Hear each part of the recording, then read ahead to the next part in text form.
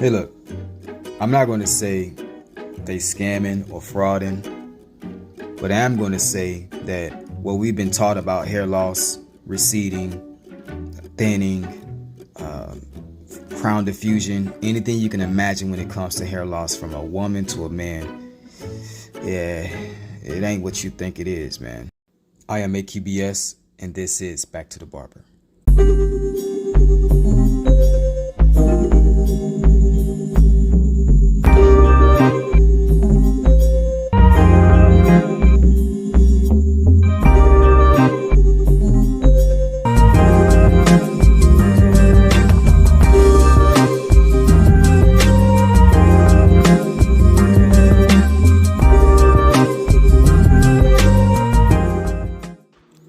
If this is the first time on this channel, I help men get their high school hairline back naturally no matter the scale of loss.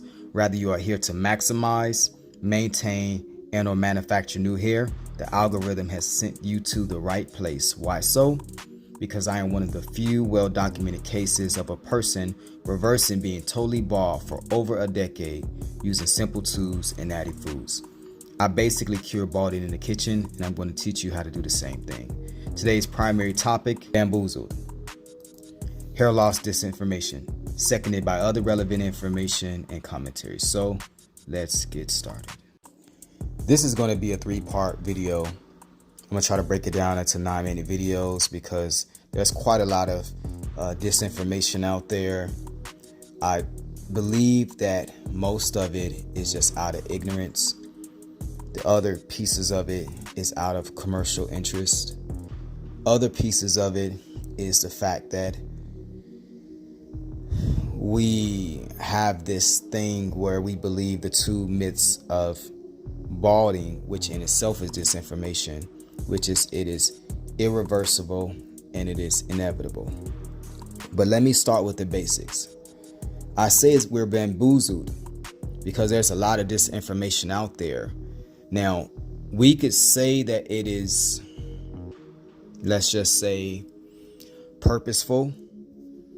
But a lot of times, again, I think this is out of ignorance and just truly commerce type of activity. So, the two myths of balding: it is inevitable and it is irreversible, are plain false. Now, here's why. When you say something is inevitable, what you're basically saying is gravity. You're on something high, you jump, gravity is going to pull you down. It's not complex. Balding seems to be like gravity where it's guaranteed, but that's not true. Hair loss and balding is based off of conditions. So why does it run in the family? Because it runs in the family, the same thing, just like cancers and just like diabetes and things of this nature. What does that mean? Sickle cell. It means this, and understand very clearly. If you have diabetes running in your family, you know when you check those little things off when you do these medical exams, right? If you start having too much sugar, too much fat, your weight is off, you're not working out, you're eating bad. Next thing you know, when you get to a specific age, when a body finally gives up the fight it's been fighting for 50 years, you may become a diabetic. You could become a diabetic at 25 if you do things that would create those type of conditions. Male pattern balding or androgenetic alopecia is simply conditional based. The genes state that if you meet these conditions, you are highly likely to develop hair loss, okay? Yes, it runs in the family, but just because of that. Irreversible. I've already proven that. If hair loss was some sort of final form, I call it, and what's final form? When you see these cartoons and these anime, and they keep on evolving until they get to their final form, where they start off very simple and then they become complex. Well, we're taught that hair loss is like your final form. You're 24 years old not even really in your manhood yet, and you barely even got a beard, yet you got an old man, 77-year-old scalp, and they say that's your final form, as if nature just decided to take your scalp off, your hair off, your follicles, and shut them down, because it decided that you will look the best and be the best ball, while every other 24-year-old, 80% of them will have their hair, if not 90. So nature tries to make things seem bigger, stronger, more viral, right? Hair loss has always been a symbol of sickness. So if you have a dog or a cat, anything that starts shedding, what do? Do you think that your rock welder or your pit or your Pomeranian would look healthy if all the fur fell off? What would happen if your dog's or cat's fur or mice fur fall off? You would say they have something going on. So why do you think nature would take off the hair of men? It doesn't. Sickness does that. Okay? So it is reversible when you reverse the conditions. I've already proven that. So if it was final form, right? I'm not a tall guy. If I could grow another 4 inches, I would, but it's final form. Hair loss is not final form. It's a symbol. It's a side effect of sickness. It's just acute and chronic that you don't notice what it is, okay? So those are two, things that they bamboozle us with. The third thing, mainstream commercial products only work to regrow hair. Mainstream. What do I mean by that? They have a label, they're manufactured. You look on the back of the product and you can't pronounce half the things. So my point is this: how do you say that, but turn around and say that rosemary doesn't work? And I'm going to just walk you guys down it for a few seconds. If skin stops foreign objects from getting inside of it to protect you, more than likely, what will it attempt to stop? Something synthetic and made, or something that is natural? Because whether you realize it or not, the skin recognizes grape and aloe. It doesn't recognize something that has 16 letters in it. Now, even if it tricks the body, because basically that's what they have to do, right? So when you see these products and these names are all over the place and they're made up, right? You say, well, this works. You know why it works? Because it tricks the body into allowing it through, because it's very small, nano, or it acts as if it is something else. Once it gets into the body, though, let's just say it targets and it gets into the body and does what it says it's going to do. Where is it going to go after that? You get my drift? What if somebody acts as if they are your child? They shapeshift and they come through your house door. They shapeshift, right? And they come in your house and you say, that's your child. That's what they look like. But they can only shapeshift for so long. What's going to happen after that? Once they're in the house and you see that they're not really who they say they are. The same thing when it comes to synthetic products, right? I am not saying that they don't work or they're not concentrated or they're not good. I'm simply saying, where do they go? You know where they go? We talk about metals and toxins and all these things in our skin. Now you see what happens, okay? So if they work, because they have to trick the body to get in there, what do you think is happening to aloe that does not have to trick the body, and for some reason it absorbs? That's a commercial interest, but it's also out of ignorance, because we feel like things that man makes is better than things that the universe has made, creation has made, and we actually base these synthetics and laboratory-based solutions, respectfully, out of things we see in nature. But the point I'm making is, you can use synthetics, you can use herbs, and you can use botanicals, because these synthetics are based off of the botanicals and the herbs, and the herbs and the botanicals have the same things that the synthetics do, just less concentrated. Okay? They say, it's a DHT problem.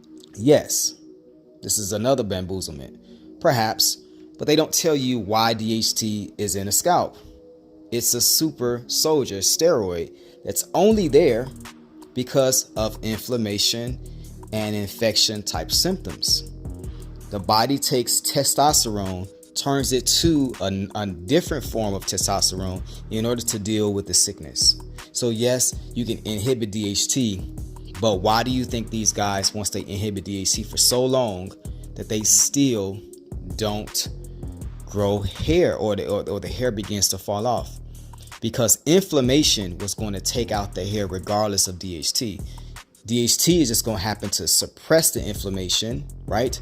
But it also suppresses the dermapapilla and the hair growth. But guess what? Eventually, even if you inhibit it long enough, inflammation is going to take over. And guess what? That inflammation does not have to be on the surface. It does not have to be something you see, such as acne. It is underneath the epidermis. Okay, so that's part 1. Follow me for part 2. This is part 2 of Bamboozled. Increase circulation to fix it. A lot of people say that is not true. That is not a circulation problem, because if you truly had a blood circulation problem, your whole scalp will have problems such as scarring.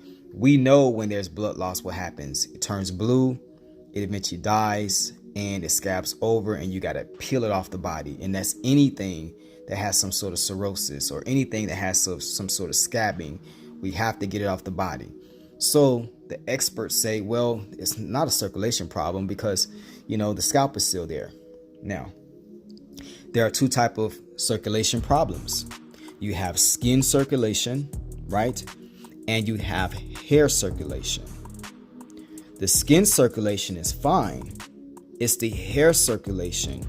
It's the level at which the minerals, vitamins, arteries, and veins are affected. And this is why it is a circulation problem. But it's not necessarily your body that's not supplying the right amount of minerals and vitamins, etc. to the scalp.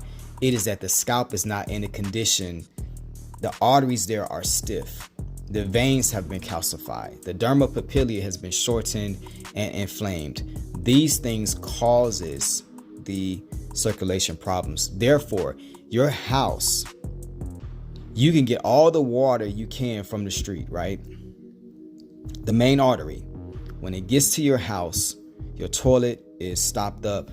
Your sinks have calcification and metal inside of them, so the water's not coming out. You got a couple of things broken in the wall. So now you can barely get water in your house. But guess what? The artery from the street to your house is fine. That's the circulation problem. It's a scalp problem. It is not a body problem. However, calcification in the scalp tends to tell you there may be calcification and fibrosis in other organs. So really it's not a localized problem, but the scalp tells what the omen is. And the omen is you may want to look at your prostate and your heart. Follicles only eat from blood. Yeah, that's another, if you have an omega scalp or regular hair without hair loss, then your arteries that I spoke about, your veins, the dermapapilla, the root of the follicles, they can eat directly from the actual, scalp, right? Normal. That's what it's supposed to do. However, when you have male pattern balding or any type of hair loss, you have to compensate by using topicals. But even if you have great hair, omega scalps that are doing very well, if you use topicals, you're just actually maximizing. So it goes back to what you put on the top of your scalp has to be absorbed into the skin in order for it to feed on it. And also, if hair was actually dead like they say it is, then how does it absorb anything and become better? The same with your hair. If it was dead, then how does putting conditioner on it make it healthier? How can something dead be healthier? It's a lie. It's bamboozlement. Hair is not dead. Okay. Follicles die. Nope. Follicles don't die like that. If you do have a dead follicle, you're going to look at it and see that it's a scar. Have you ever, some people right now, you got a scar on your face, you got a scar on your elbow, you got a scar on your knee, your legs, and in that area, hair probably doesn't grow. that scar, it's literally scarred the actual follicles itself. Normal male pattern balding and even other type of alopecias, the follicles don't die per se. They go into a coma state that they call exogen or telogen, and they never move out of that state. In order for you to regrow your hair around the edges and the crown, diffusion, anywhere, is to take the follicles out of the telogen stage, out of the exogen stage, and back into the anagen stage. And sometimes it takes months for you to start that process up. And it takes a lot of stimulation and a lot of circulation, and it's to basically recondition the scalp so that that process can start over. This is why it does not happen involuntarily. Okay. Bamboozlement number, I don't know what number I'm on, but we're going to go with it. Transplants are forever. That's a lie. Transplants are forever. How? How do you think that transplants? I'm gonna give you the game on the transplants. Have I ever had one? No, I don't have to. Here's the facts on it. You're taking follicles from the side of your head, you're cutting out the follicle, and you're plugging it into the top in some random area, aesthetic to match what a normal, scalp would be. So a lot of times you're actually putting a follicle halfway into another follicle. You kind of plugging it in there with an incision. Okay. Now, if you know anything about hair loss, if you lose hair on the top, you're also losing hair on the sides. Go see an old man, right? And look, and when he grows his hair on the sides, it's kind of still diffused. You rarely see men with just a truly bald top with nothing up there and the sides are full. You see the sides are also thinning. So my point is, those follicles on the side of the head have also been onslaughted with this problem, with this disease. However, it's just better circulation there. So you're taking follicles that are already sick, not very well, just better, and you're plugging them into an area that's extremely sick. So it works for a while. It absolutely does. But here's where we miss it at. Number one, what caused the follicles to die, quote unquote, or comatose anyway? You know what it is? It's an unhealthy conditional environment, which means you didn't fix the conditions of your body. You didn't fix inflammation. You didn't fix calcification, fibrosis. You didn't fix DHT, estrogen, testosterone. You didn't fix cortisol and the endorphins. You didn't fix the sebum problem, the fat layer loss. You never fixed none of these things. What you did is took some semi-healthy follicles and you plugged them into a bad place. What do you think is going to happen in 5 years? Because remember, hair follicles stay in your head from 3 to 7 years, which means you might get that first 3 years, you're looking great. And then at the 5th year mark, when they start over again, these are new hairs that have to grow out of that environment. And also the hairs that you do not transplant are still going through the same process. Transplants are not forever. They are semi-permanent. I would give it 7 years max. Last thing I want to say on this particular part 2, topical vacilators stop working after a while. This is the same thing with the transplants. Why do you think that stuff has stopped working? Why do you think that you can have a product that works fine for quite a while, and then all of a sudden it stops working? It's because the product, the vasodilation, the circulation increase, which I stated is a problem, is still a side effect of something else, which is fibrosis and calcification. It's the stiffening of arteries. It's the miniaturization of the roots of the follicles themselves due to inflammation, infection, acne, things of this nature, right? Some sort of immune response in DHT. Thus, how long do you think, if you had an engine problem, that you will be able to keep using turbo booster in an engine? Obviously, it's going to work better. It's going to fire better. The engine will. But eventually, the problem with the engine will still become broken beyond repair. Thus, something that increases circulation is going to work in the beginning. It's a booster to that engine. But eventually, you're not fixing the engine problem, okay? Thus, eventually, over time, things like minoxidil and even rosemary will not work. The main problem with male pattern balding and genetic alopecia, even female pattern balding, Any type of hair loss is the mechanical or physical changes, conditional changes to the scalp environment itself that forces the body to stay in that stagnant non-hair loss state. Yep. Follow me for part 3. Here's part 3 to being bamboozled by the hair loss industry, things on the internet, and people. Just basically all around disinformation. Massaging doesn't work. That's not true. Massaging has to work. Here's why it has to work. Because if you think of an artery as sort of like a toothpaste tube, have you ever taken the bottom of the toothpaste tube and kind of pushed it forward and then you get the last bit of toothpaste out of it? Well, when you massage your scalp, you're massaging not just the actual muscles of the scalp, but you're also massaging lipids within the skin. There's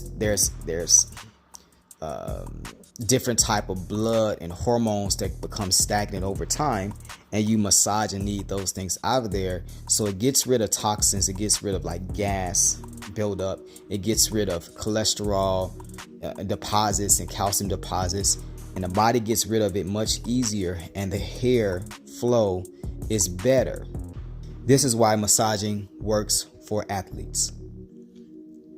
The reason is you work out hard, you're on the track, you're skiing, you're doing these things, you go take these massages and you get cuppings and it works. Why don't you think that it works for actual hair circulation? It matters, it works, okay? Inflammation is not a big factor. It's all about DHT and it's all about giving more vitamins and minerals to the scalp. Yeah, for a person without hair loss. A person who doesn't have hair loss of any type, they just have regular hair, omega scalps, I call them, men or women. Yeah, they could put rice water in their hair. Yeah, they could use olive oil. Yeah, they could use coconut oil. Yeah, they could go play in the mud. I mean, when you're omega scalps, don't miss, right? But inflammation is what causes the body to lose hair. Some sort of immune response. Hair loss is a response to inflammation, irritation, and infection. Look at your animals. When it happens to them, you get worried. When it happens to you, you think you're just getting older. It's not true, man. Inflammation is a very big factor. This is why they tell you to use the shampoos with like antihistamines and corticosteroids, things of this nature, because they know that inflammation is a part of it. And the problem is, it's right in front of you. Why would you need to use something that you use on a sore on your scalp if the scalp is just losing hair because you got your granddaddy's genes? It doesn't make sense, okay? They know that too. Male pattern balding, alopecia areata, all these different type of hair losses are very different. That's bamboozlement. That's a lie. There is no such thing as male pattern balding.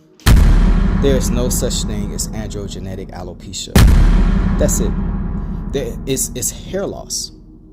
It's hair loss. That's just what it is. They give these names so they can kind of give you a regimen in medicine.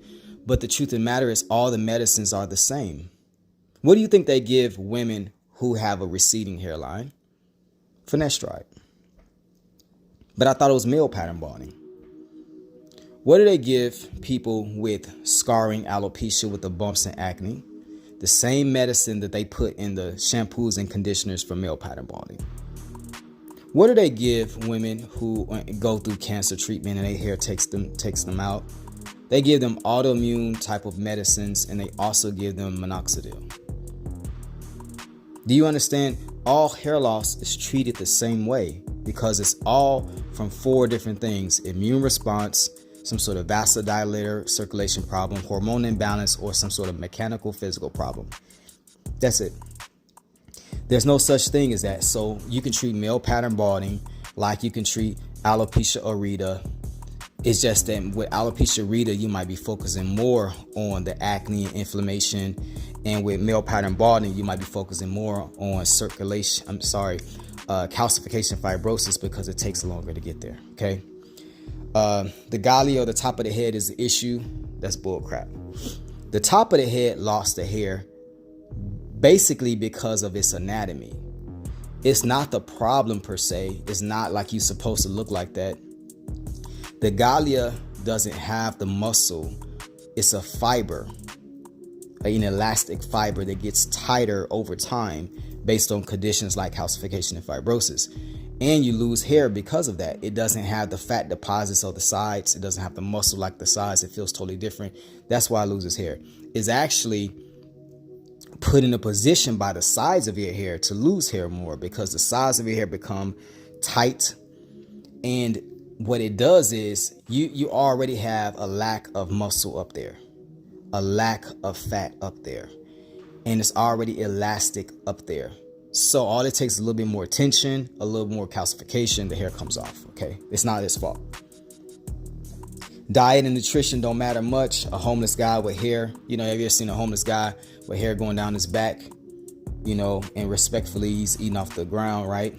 And sleeping conditions, living conditions, has a head full of hair. And you got the guy who's a straight up vegan, who works out 4 days a week, won't touch sugar, and drinks water all the time and fruit. And this guy's bald as a bowling ball, right?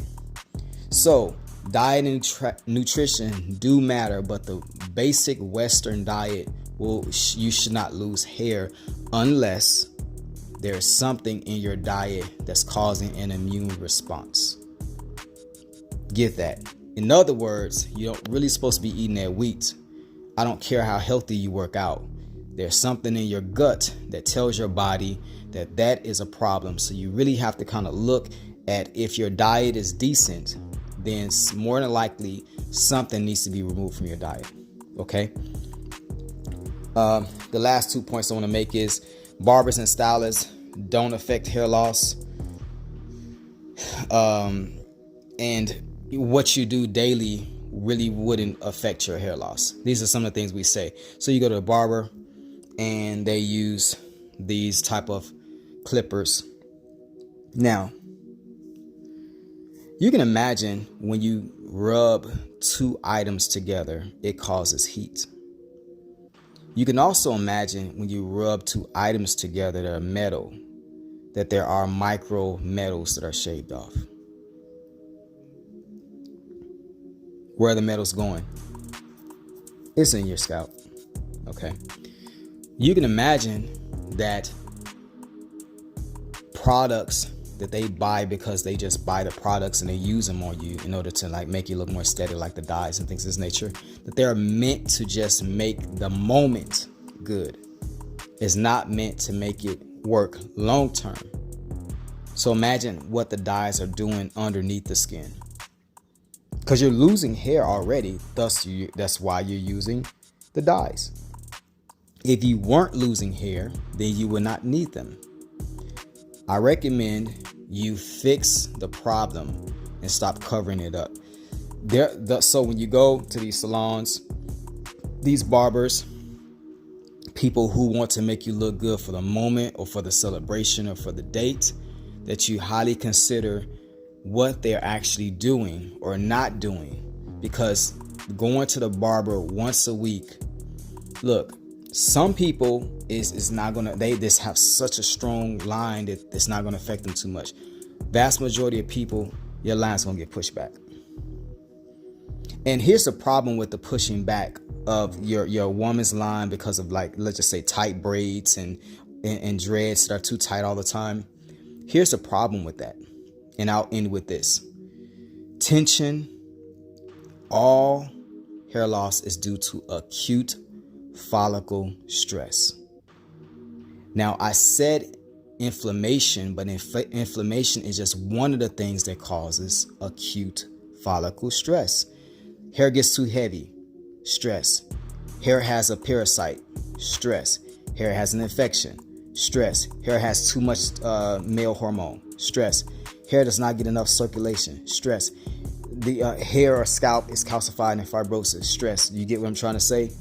Therefore, if you stress your hair by doing too much all the time with chemicals and heat and all these things as nature, yes, your salon people and your barber people will become destructive, because once that ball gets rolling and one follicle gets stressed, it passes these signals to the other follicles to become stressed, and they become stressed. And next thing you know, you have a whole line going down and becoming comatose. And it's very hard, obviously, to pull those follicles out of comatose intelligence stage in order to go back anagen again. So that's my video for today.